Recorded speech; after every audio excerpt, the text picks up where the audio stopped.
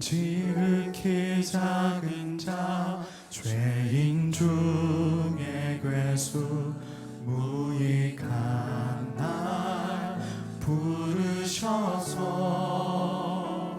간절한 기대와 소망 부끄럽지 않게 십자가 전케 하셨네. 어디든지 가리라 주 위에 서라면 나는 전하리 그 십자가 내 몸에 밴 십자가 그 보혈의 향기 온 세상 채울 때까지 살아도 주를 위해 죽어도 주를 위해 사나 죽으나 난 주의 것 십자가의 능력 십자가의 소망 내 안에 주만 사시는 것 지극히 작은 자 죄인 중에 괴수 무익한 날 부르셔서 간절한 기대와 소망 부끄럽지 않게 십자가 전 우리의 고백으로 주님 앞에 나갑니다. 살아도 주를 위해 살아도 주를 위해 죽어도 주를 위해 사나 죽으나 난 주의 것 십자가의 능력 십자가의 소망 내 안에 주만 다시 한번 살아도 주를 위해 살아도 주를 위해 죽어도 주를 위해 사나 죽으나 난 주의 것 십자가의 능력 십자가의 소망 내 안에 주만 사시는 난 지극히 작은 자 죄인 중에 괴수 무익한 나 주님, 우리 한 사람 한 사람이 주님 앞에 무익한 종일진데 주님, 우리가 그 소망에 부끄럽지 않은 삶 사는 모든 한 사람 한 사람의 직분자 성도 되게 인도하여 주옵소서. 전케 하셨네. 내 사랑 내 사랑 나의 십자가. 신앙의 중심을 지키십시오. 나의 간절한 기대와 소망을 따라 아무 일에든지 부끄러워하지 아니하고 지금도 전과 같이 온전히 담대하여 살든지 죽든지 내 몸에서 그리스도가 존귀하게 되게 하려 하나니. 빌립보서 1장 20절. 최상의 주님께 나의 최선을 드림. 나의 간절한 기대와 소망을 따라 아무 일에든지 부끄러워하지 아니하고 예수님께서 우리 자신을 죽게 내려놓으라고 하실 때 그렇지 못한다면 이는 매우 부끄러운 것입니다.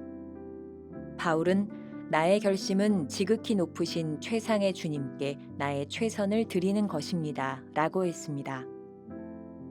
최선을 드리는 것은 논쟁을 하거나 이치를 따지는 문제가 아닙니다. 의지의 항복입니다. 다시는 번복할 수 없는 절대적인 항복입니다. 다른 사람을 고려한다고 말은 하지만 실제로는 자기 자신을 지나치게 생각하는 마음이 의지의 항복을 가로막습니다. 우리는 주님의 부르심에 순종하려고 하면 남들에게 많은 피해를 끼치게 될 것이라고 생각하면서 하나님은 순종이 얼마나 힘든지 알지도 못하신다고 불평합니다. 그러나 중심을 벗어나지 마십시오. 하나님은 다 아십니다.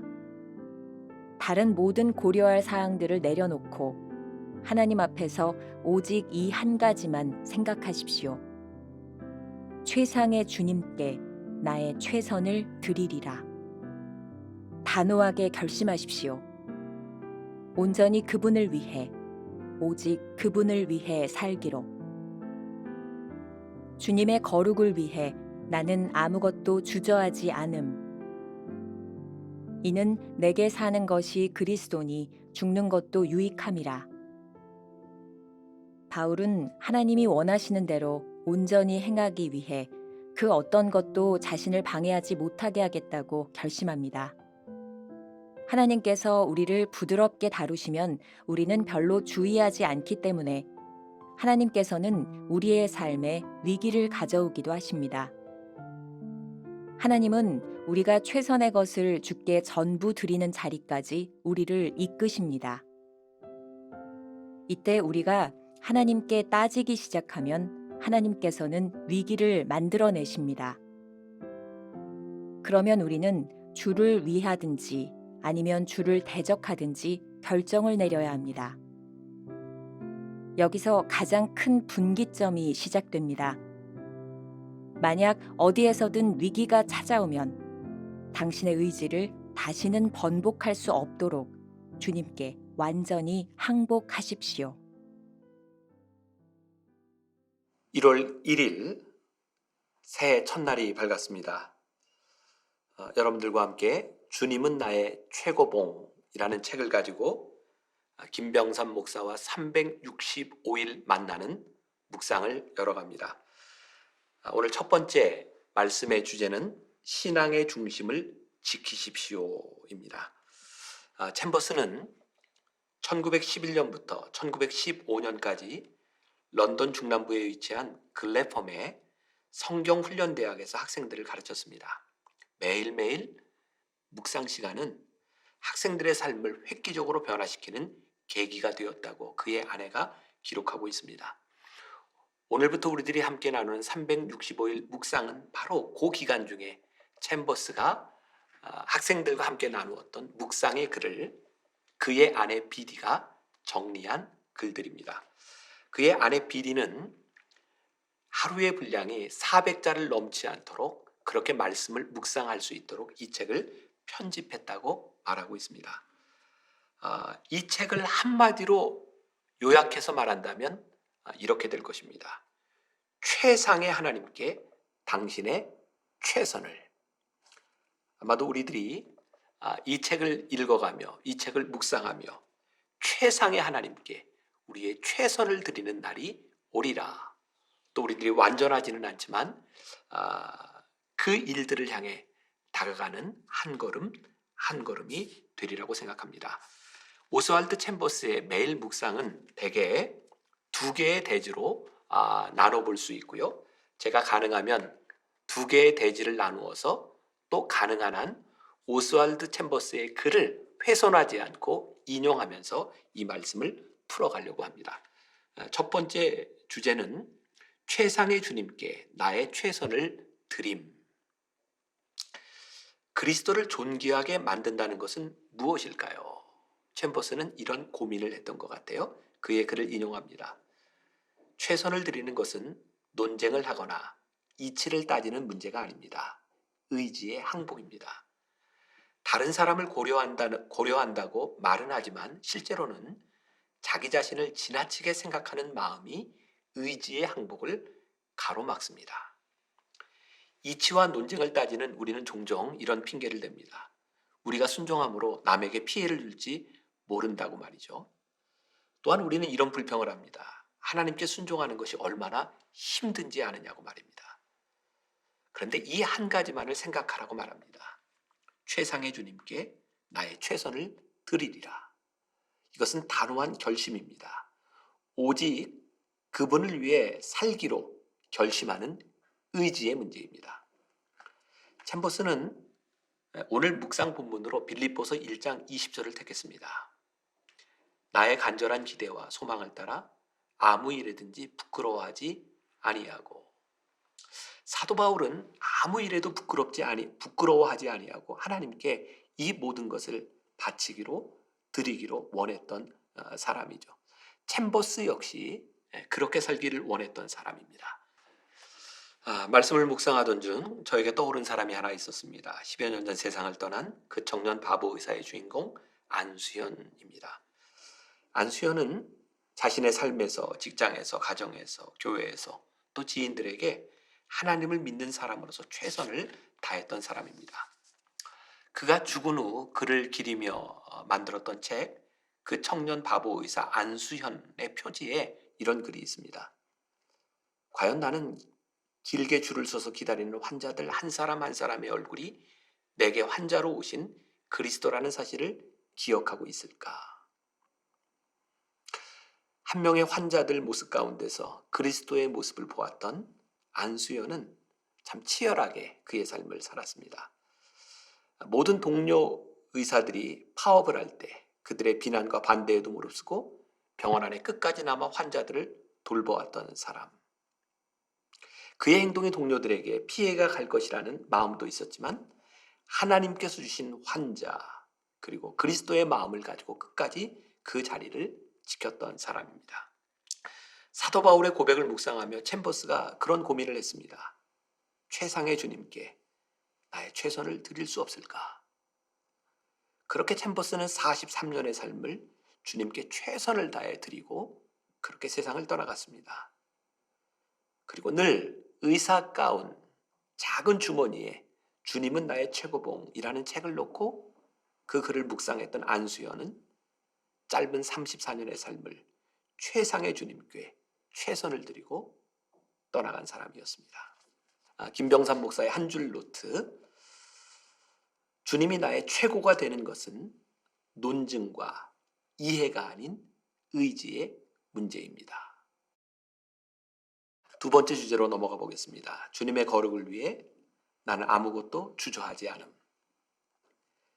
최상의 주님께 우리의 최고를 드리기 위해서는 주저하지 말아야 합니다. 아니 그 어떤 것도 우리를 방해하도록 놔둬서는 안 됩니다. 사도 바울은 빌립보서 1장 21절에서 이렇게 고백합니다. 이는 내가 사는 것이 그리스도니 죽는 것도 유익함이라. 이런 최선의 삶은 우리의 삶의 위기에서 명확하게 드러나는 것입니다. 챔버스는 그의 묵상글에서 이렇게 말을 합니다. 하나님께서 우리를 부드럽게 다루시면 우리는 별로 주의하지 않기 때문에 하나님께서는 우리의 삶의 위기를 가져오기도 하십니다. 하나님은 우리가 최선의 것을 주께 전부 드리는 자리까지 우리를 이끄십니다. 하나님께서 우리를 위기로 이끄시는 때는 우리의 인생의 결정의 순간입니다. 우리가 주님을 위할 것인지 그렇지 않으면 주를 대적할 것인지 둘 중에 하나입니다. 챔버스는 그의 묵상글에서 이것을 가장 큰 분기점이라고 표현하기도 했습니다. 이런 위기가 찾아올 때는 우리의 의지를 번복할 수 없도록 주님께 완전히 항복해야 합니다. 우리가 기억해야 될 김병삼 목사의 한 줄 노트. 하나님이 위기를 조성하시는 목적이 있습니다. 위기 가운데서 주님의 뜻에 초점을 맞추는 것이 성도에게 축복입니다. 오늘 말씀을 마무리하며 토마스 아켄피스의 그리스도를 본받아라는 책에 나오는 글을 조금 더 소개하려고 합니다. 때로 어려움을 겪고 십자가를 지는 것은 유익합니다. 고난과 십자가는 흔히 자신을 돌아보게 하고 자신이 나그네이며 세상 그 무엇도 의지해서는 안 된다는 것을 깨닫게 해주기 때문입니다. 오늘 우리가 하루를 이런 묵상 질문을 가지고 지나가면 좋겠습니다. 묵상 질문. 오늘 우리가 하나님께 드릴 수 있는 최상의 것은 무엇일까요? 이제 짧은 기도로 묵상을 마무리합니다. 주님, 오늘 우리가 주님께 드릴 최상의 것은 무엇입니까? 혹시 우리 삶에 위기가 찾아온 이유가 우리의 신앙을 물으시는 분기점으로 인도하시는 것은 아닌가요? 주님 앞에서 신실하게 결단할 수 있는 용기를 오늘 우리에게 주시옵소서. 아멘.